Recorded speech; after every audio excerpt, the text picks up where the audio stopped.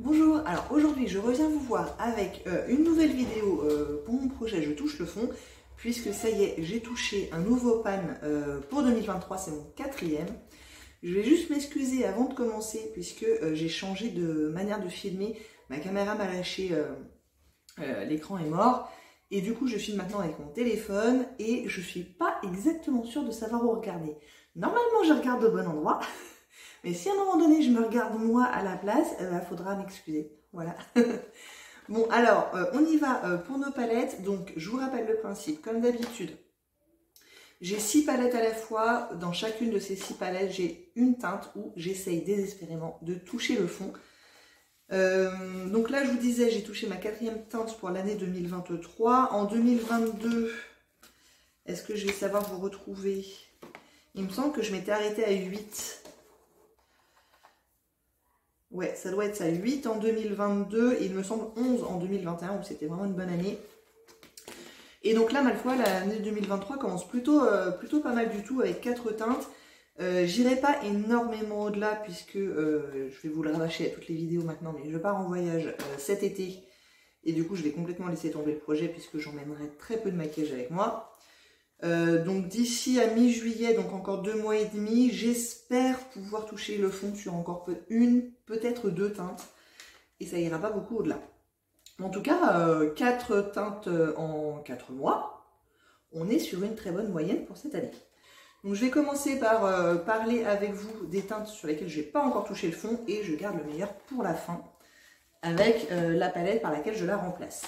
Donc, l'increvable Vice 4 d'Urban Decay. Cela dit, j'ai quand même une bonne nouvelle puisque j'ai très sérieusement recommencé à m'en servir depuis que j'ai touché le fond sur la NARS, qui était une teinte qui était vraiment similaire. Donc j'ai touché le fond il y a 2 mois maintenant, donc le 2 mars. Je vous avais dit, hein, je recommence à me servir de celle-ci. Et effectivement, j'en suis maintenant au total à 37 utilisations. Donc c'est la teinte Robbery qui est ici. Et pour 37 utilisations, ma foi, ça reste un petit creux quand même. Hein.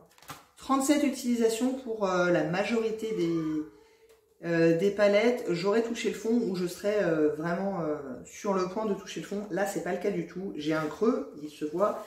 Mais à mon avis, il y en aurait pour au moins 60 utilisations, je pense.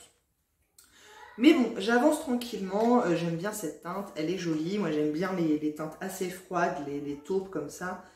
Là on dirait pas dans le pan, mais comme je la combine avec un mat, un violet mat, ça a tendance à faire ressortir le côté un petit peu rosé. Donc franchement, moi c'est une teinte que j'aime vraiment bien.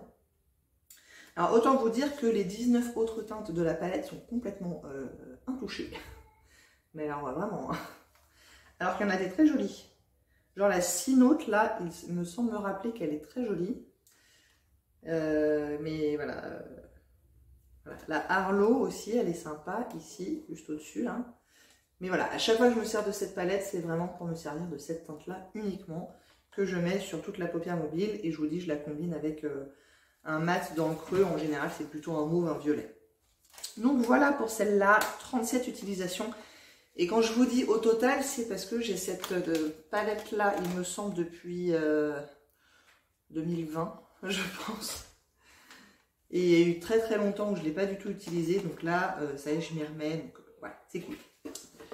Une autre palette où on n'est vraiment pas près de toucher le fond, clairement ces deux-là, elles retourneront dans mes placards et on s'en occupera quand je reviendrai de voyage.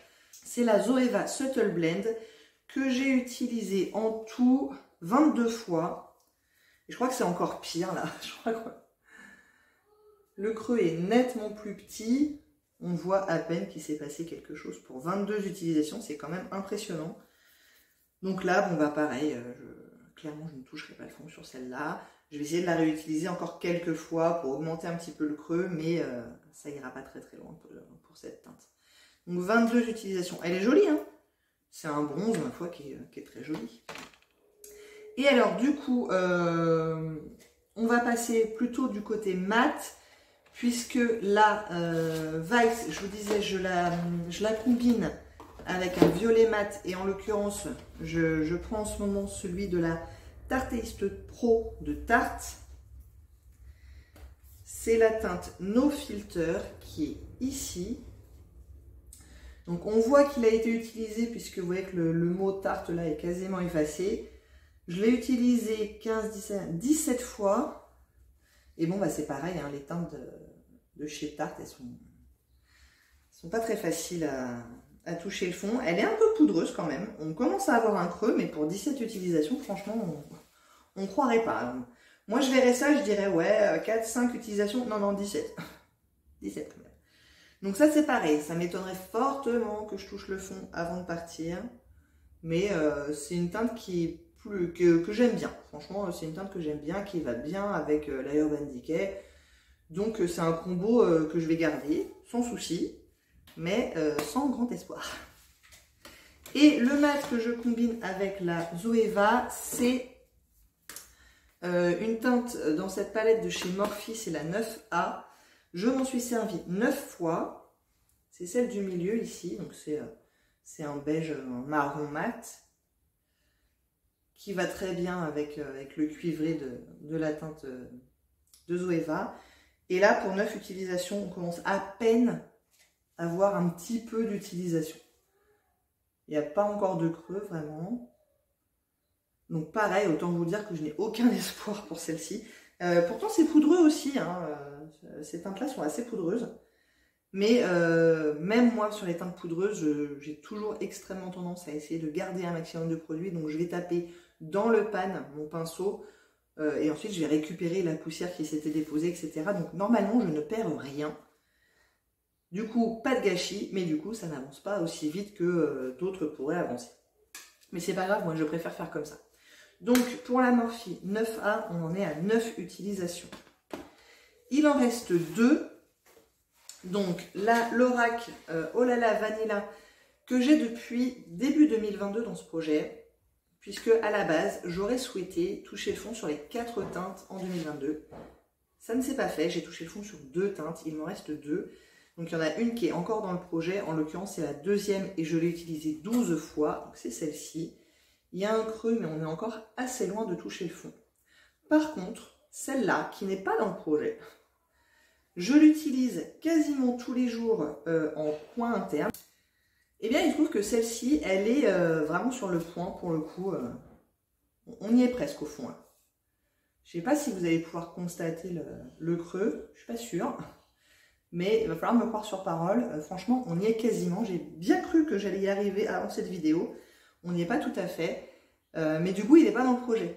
Donc voilà, ça sera une teinte bonus, on va dire. Et c'est une teinte qui est très très passe-partout, qui est plutôt mignonne, qui n'est pas extraordinaire, mais voilà, qui passe bien. Donc voici pour cette teinte-là, je pense, enfin je suis sûre que je toucherai le fond sur celle-ci avant de toucher le fond sur celle-là, mais celle-là reste dans le projet quand même, on verra. Je suis de plus en plus convaincue que c'est cette palette-là que je vais prendre avec moi en voyage, puisque, ce que je vous disais déjà la dernière fois il me semble, avec ces 3 teintes-là, je vais pouvoir faire les rares fois, je pense, où je voudrais me maquiller les yeux. Je vais pouvoir faire un look très neutre, très passe-partout, mais mignon. Et ça, c'est une teinte que j'utilise beaucoup dans les sourcils. Donc ça fera aussi mon produit à sourcils. Et du coup, ça fait un 2 en 1 dans une palette qui est petite. Et en même temps, si jamais il devait lui arriver malheur, voilà, qu'elle se casse, qu'elle se perde, etc. J'ai pas un attachement particulier à cette palette. C'est pas une Natasha Denona ou ce genre de truc. Du coup, ça ne fera pas trop mal au cœur. Est-ce que je la finirai? Je pense pas entièrement, mais peut-être cette teinte-là pour les sourcils. Je ne sais pas. Ça dépendra à quel point je me maquille en fait en voyage. En général, en vacances, je me maquille beaucoup moins que d'habitude. Cela dit, là, on va partir longtemps, donc je pense que j'aurai envie de me maquiller de temps en temps quand même. Bon, écoutez, on verra bien, mais je pense que je vais la prendre. Et à mon avis, cette teinte-là aura le pan avant qu'on parte. Il me reste une 6e teinte, et du coup, c'est forcément celle où j'ai touché le fond. C'est dans la petite palette Milani, c'est la 04 Plum Basics. Et c'était mon beige mat, c'est évidemment toujours les teintes les plus faciles à toucher le fond. Donc, elle est ici. J'ai touché le fond en 31 utilisations, ce qui est une moyenne pour moi. Entre 30 et 40, en général, je m'en sors à toucher le fond. Donc là, 31, on est bien. Les beiges mat comme ça, moi je m'en sers à peu près systématiquement et c'est des teintes que je vais mettre sous le sourcil. La majorité du temps, je peux le redescendre un petit peu là dans le coin pour illuminer un petit peu le coin interne de l'œil.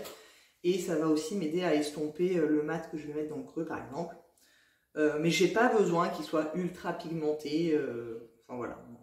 En général, à peu près n'importe quel beige mat me convient bien. Celui-là, il a l'air pigmenté.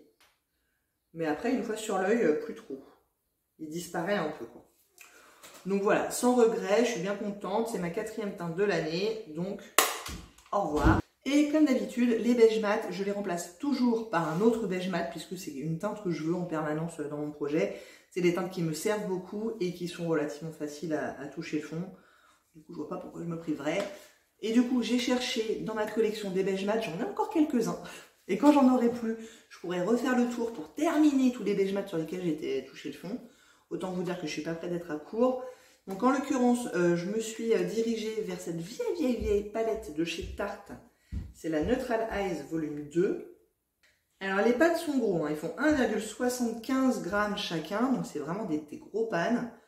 Mais la formule, est, comme elle est très vieille, je pense que c'est ça qui joue, elle est très poudreuse, donc j'ai un peu d'espoir quand même.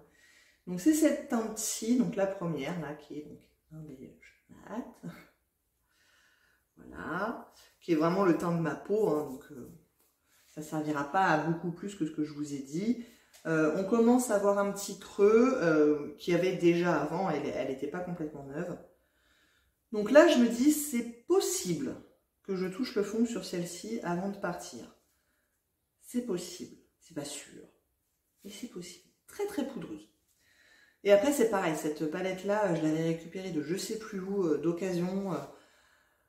Donc pareil, j'ai pas un attachement particulier sur cette palette, je m'en sers vraiment très peu, mais après il y a des couleurs qui sont ma foi pas si mal. Il y a un taupe mauve, ça fera mon bonheur ça à un moment donné. Donc voilà pour la nouvelle palette de ce projet, je touche le fond. Ce beige mat, 30-40 utilisations en 2 mois et demi, c'est pas impossible. C'est pas impossible, on verra bien. Après, est-ce que j'ai d'autres espoirs? Je vous disais 1 à 2 teintes en plus avant de partir. Donc à mon avis, le beige mat, oui. La Morphe, non. La Coco Blend, non. La Tarteiste Pro, non. La Vice 4, je pense pas. C'est celle qui a le plus gros creux. Mais il faudrait que je m'en serve beaucoup. C'est plutôt une teinte que j'aime bien utiliser en automne-hiver. Là, ça y est, on arrive printemps-été. Ça m'étonnerait. Ça m'étonnerait fortement. Et pareil pour celle de l'Oracle, là, celle-ci. Je pense qu'il y a encore un petit peu trop de travail, mais peut-être si à un moment donné, j'ai décidé d'utiliser que ça pendant un mois. C'est pas impossible, mais j'y crois pas trop. Voilà, vous savez tout pour mon projet Je touche le fond 2023. Peut-être que ça sera la dernière vidéo à ce sujet de 2023 ou l'avant-dernière. On verra bien. J'espère que ça vous a plu. Si oui, n'hésitez pas à commenter, à liker et à vous abonner. Et je vous dis à très bientôt. Au revoir.